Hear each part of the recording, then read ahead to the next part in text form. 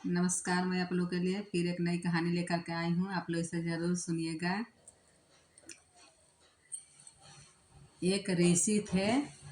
वो हिरन कैसे बन गए। हिरन वो कैसे बन गए। जब ऋषि अपने घर में महात्मा अपना काम धाम कर रहे थे, कुछ दिनों तक उनका काम धाम चला, शादी ब्याह करके आए, बाल बच्चे हो गए। उनका घर गृहस्थी से मन हट गया। उनका मन ही नहीं लगता था। कितनों कोशिश करे, घर में मन ही नहीं लगता था। ना तो पूजा पाठ कर सकते थे, ना घर गृहस्थी चला रहे थे। उनका मन बिल्कुल उदास रहने लगा, एकदम ऋषि मुनि एकदम हमेशा उदास रहने लगे। उनको समझ नहीं आया था क्या करे क्या नहीं।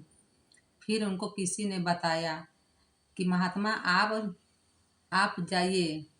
उनका मन में उनको मन से आवाज़ आई कि आप कहीं जाइए, ये घर परिवार छोड़ करके अपना मन को शांत करिए। तो महात्मा जी चल दिए। जा करके घर से मोह माया छोड़ा करके, मैं यहाँ घर में अब नहीं रहूँगा, मुझे अपना जीवन को सुधारना है। चल दिए, किसी जंगल में चल दिए। बहुत जाते जाते बहुत दूर जंगल में जब गए तो देखें एक हिरन को बहेलिया पीछा कर रहा था।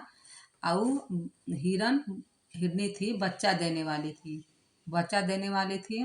और बहेलिया उसको तीर मारा और हिरन जा के नदी में गिर गई। माँ छटपटा रही थी, खून के मारे लथपथ हो गई थी। वही में उसमें उस बच्चा होने वाला भी था। तो कह रही खूब रो रही थी, हिरनी खूब रो था। उसके आंसू से आंख से आंसू का धार बह रहा था। तो ये महात्मा देखे, ये तो हिरनी बड़ी परेशान है। तो उसको चले गए महात्मा जी, उसको निकाल करके ले आए। निकाल करके लाए, हिरनी तो मर गई, पानी में बच्चा दे दी। उसका हिरन का बच्चा का ही परवरिश करने लगे महात्मा जी। जब हिरन का परवरिश करने लगे तो करते करते कुछ दिन हिरनी का बच्चा खूब बड़ा हो गया। बच्चा बढ़ने लगा। ये हिरन के बच्चे साथ खेलते खाते खिलाते घूमते टहलते, जहाँ चलते पीछे पीछे पीछे पीछे लेकर के चलते थे। वो भी हिरन था। उस हिरन का बच्चा उनका धोती वोती पकड़ करके चलता था, हमेशा साथ साथ चलते चलते उनसे इतना लगाव हो गया। उनके बिना वो न उनको देखे तो न खाना खाए, न पानी पिए, न सोए। उनको साथ लेकर सोते, साथ लेकर के जाते, साथ लेकर खाते, साथ लेकर के ब्रश करते, साथ लेकर सारा काम हिरन के बच्चा को लेकर ही करते थे। तो एक दिन अब महात्मा जी, उनका हिरन में उनका प्राण बस गया। महात्मा जी का हिरन प्राण बस गया। सोच रहे थे, मैं तो बहुत बूढ़ा हो गया हूँ, मेरा उम्र भी हो गया है, मैं मर जाऊंगा तो हिरन का बच्चे का क्या होगा, मैं क्या करूं क्या न करूं। सोचते सोचते हिरन का बच्चा एक दिन महात्मा जी मर गए। जब मर गए, सोचते सोचते ही मेरा हिरन का क्या होगा, मर गए। तो फिर जब दूसरा जन्म उनका हुआ तो मर गए। तो वो महात्मा जी फिर हिरन के ही रूप में वो जन्म लेकर के आए। हाँ तो दोस्तों, आप लोग को इससे क्या सीख मिलती है। हमको तो और सब बहुत लोगों को लगता है जो जैसा सोचता है वैसा ही होता है।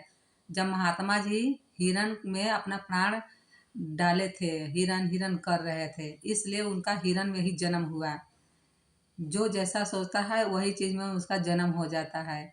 इसलिए कहता है किसी को जब भी सोचिए भगवान का भजन करिए, भगवान के बारे में सोचिए, कभी किसी के बारे में सोचना नहीं चाहिए। क्योंकि वो महात्मा होकर के गए थे घर गृहस्थी से अपना छुड़ा करके, मैं शांत में पूजा पाठ करूँगा, एकांत में मन को शांति करूँगा। आखिर अंत दाय में हिरन के साथ मरे। हिरन हिरन का नाम लेते लेते दूसरा जन्म उनका हिरन में ही हो गया। इसलिए अच्छा सोचना चाहिए। रात को सोते समय भगवान का भजन कीर्तन कुछ कर लेना चाहिए, और मरते समय भी अच्छा नाम ही भगवान का जपना चाहिए, सीताराम या राधे श्याम। नहीं तो जो चीज़ का आप कल्पना करेंगे सोचेंगे उसी में ही जन्म होगा। धन्यवाद। आप लोग को अच्छा लगा तो लाइक सब्सक्राइब कर लीजिएगा। और कहानी कैसा लगता है आप लोग ज़रूर बताइएगा कमेंट बॉक्स में, ताकि मैं फिर लेकर के आऊँगी कहानी एक।